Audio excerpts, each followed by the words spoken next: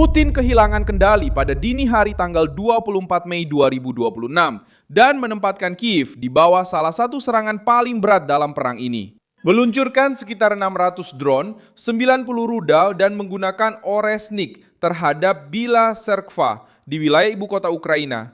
Sebuah senjata hipersonik berkemampuan nuklir yang kini digunakan Moskow sebagai pesan teror politik, meskipun tanpa muatan nuklir. Serangan itu menewaskan warga sipil, melukai puluhan orang, menghantam gedung-gedung tempat tinggal, sekolah, pasar, infrastruktur pasokan air, dan memperlihatkan apa yang coba disembunyikan Kremlin dengan retorika militernya. Putin sedang meningkatkan eskalasi karena ingin menundukkan Ukraina melalui rasa takut dan menguji seberapa jauh Eropa dan sekutunya akan bereaksi. Apa sebenarnya yang ingin dicapai Putin dengan menggunakan senjata apokaliptik di dekat Kiev? Mengapa Moskow memilih saat ini untuk meningkatkan ketegangan perang? Bagaimana Ukraina dan Barat akan merespon sekarang? Saya akan segera memberitahu semuanya. Tapi sekarang kamu pasti ingin berlangganan saluran ini agar tetap mendapatkan informasi terbaru. Informasi secara real time, dengan kualitas jurnalistik terbaik yang pernah ada. Dengan standar kredibilitas, Milson Alves. Rusia melancarkan salah satu serangan udara terbesar terhadap Kiev sejak awal invasi besar-besaran. Ada 90 rudal dari berbagai jenis, 36 diantaranya adalah rudal balistik. Selain itu ada lebih dari 600 drone. Ibu kota Ukraina menjadi target utama. Gedung-gedung tempat tinggal rusak, sekolah-sekolah terkena serangan, pasar terbakar, fasilitas pasokan air menjadi sasaran, dan area budaya juga terdampak. Serangan itu menewaskan dan melukai puluhan orang, dengan otoritas Ukraina menyebutkan setidaknya 83 orang terluka sejak tengah malam. Nama yang paling menunjukkan adalah Oresnik. Rudal Rusia ini menjadi pusat pemberitaan karena bukan senjata biasa. Rudal ini memiliki kemampuan hipersonik, dapat membawa hulu ledak konvensional atau nuklir, dan menyebarkan submunisi di atas target. Rusia tidak menggunakan hulu ledak nuklir dalam serangan ini, tetapi mereka sengaja menggunakan senjata yang juga berfungsi sebagai pesan politik. Putin tidak hanya menembakkan rudal ke sebuah kota, dia menunjukkan bahwa dia siap menggunakan senjata untuk memberikan tekanan psikologis untuk mencoba mengintimidasi Kiev, Washington, dan ibu kota Eropa. Bila Tserkva menjadi salah satu simbol dari tahap baru ini. Kota tersebut terletak di wilayah Kiev dan disebut oleh pejabat Ukraina sebagai lokasi yang terkena serangan Oresnik.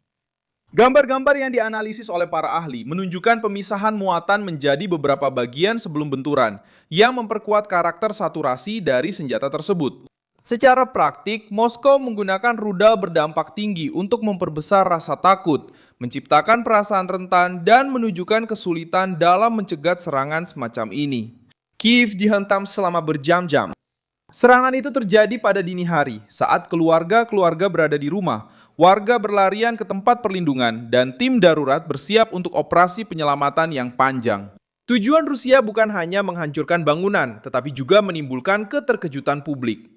Ketika sebuah serangan menggabungkan drone, rudal balistik, dan senjata seperti Oresnik, tujuannya adalah untuk membebani pertahanan udara, melelahkan tim Ukraina, dan menunjukkan bahwa Putin masih bisa meningkatkan intensitas perang ketika dia merasa tertekan. Zelensky bereaksi dengan menuntut adanya konsekuensi bagi Rusia. Presiden Ukraina menyatakan bahwa Ukraina tidak bisa dibiarkan sendirian dan meminta keputusan dari Amerika Serikat, Eropa, dan negara-negara sekutu lainnya.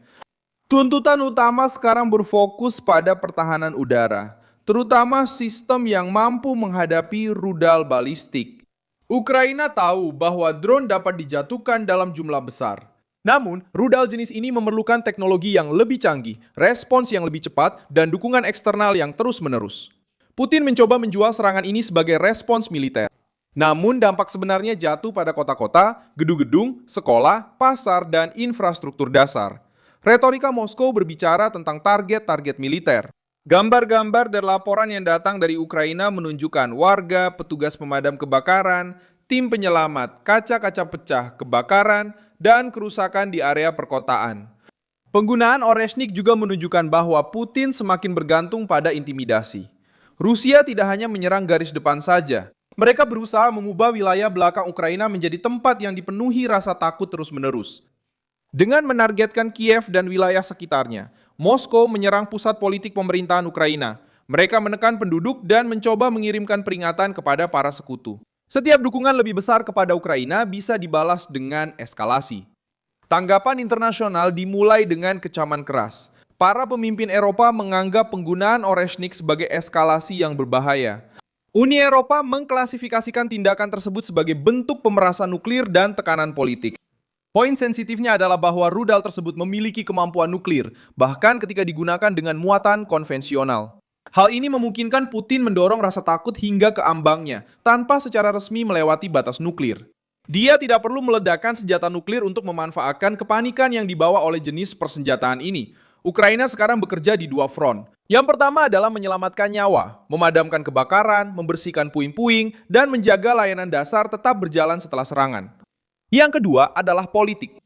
Meyakinkan sekutu bahwa pertahanan udara harus datang lebih cepat dan dalam jumlah yang lebih banyak. Kiev tidak hanya menginginkan pernyataan dukungan. Mereka menginginkan sistem yang mampu mencegah Oreshnik berikutnya, rudal balistik berikutnya, atau gelombang drone berikutnya mencapai lingkungan ibu kota. Serangan ini juga berfungsi sebagai ujian bagi Barat. Putin mengamati setiap reaksi. Jika tanggapannya lemah, Moskow menganggap mereka bisa mengulanginya. Jika ada lebih banyak pertahanan udara, lebih banyak sanksi, dan lebih banyak tekanan strategis, biaya eskalasi akan meningkat. Itulah perhitungan dingin di balik serangan ini. Rusia menggunakan senjata, mengukur ketakutan, memantau reaksi, dan memutuskan apakah layak untuk melangkah lebih jauh. Masalah bagi Putin adalah bahwa serangan semacam ini juga bisa mempercepat apa yang sebenarnya ingin dia hindari. Semakin Moskow mengandalkan senjata yang menebar efek kejut terhadap wilayah perkotaan, semakin besar tekanan untuk memperkuat Kiev. Penggunaan Oreshnik tidak hanya menakuti Ukraina. Hal ini membunyikan alarm bagi pemerintah-pemerintah yang tahu bahwa Rusia sedang menggunakan perang sebagai ajang untuk menguji taktik intimidasi, teknologi militer, dan pemaksaan strategis di hadapan dunia. Serangan pada 24 Mei mengungkapkan sebuah perang yang sedang memasuki fase yang lebih berbahaya lagi. Putin menurunkan senjata yang memiliki nilai militer sekaligus nilai psikologis ke medan perang. Dia berusaha menunjukkan kekuatan tetapi juga memperlihatkan kurangnya kendali politik. Ketika seorang pemimpin harus menggunakan senjata yang disebut sebagai senjata kiamat untuk menyerang sebuah kota yang sudah berkali-kali digempur, pesannya bukan hanya tentang kekuatan. Ini tentang tekanan, kelelahan, dan upaya untuk mematahkan lawan melalui rasa takut. Perang kini berlanjut dengan situasi baru yang berbahaya. Rusia telah menunjukkan bahwa mereka bisa menggunakan Oreshnik lagi kapan saja jika ingin memperbesar dampak politik dari sebuah serangan. Ukraina akan berusaha mengubah guncangan ini menjadi dukungan militer yang lebih besar. Putin akan berusaha mengubah rasa takut menjadi keuntungan. Saya Milson Alvis, seorang internasionalis, dan tujuan saya adalah membuat Anda tetap terinformasi dengan kebenaran setiap hari. Tautan berita ada di deskripsi video. Beri like pada video ini, subscribe ke channel, dan di akhir lihat komentar agar Anda bisa lebih terlibat dengan komunitas Milson Alves.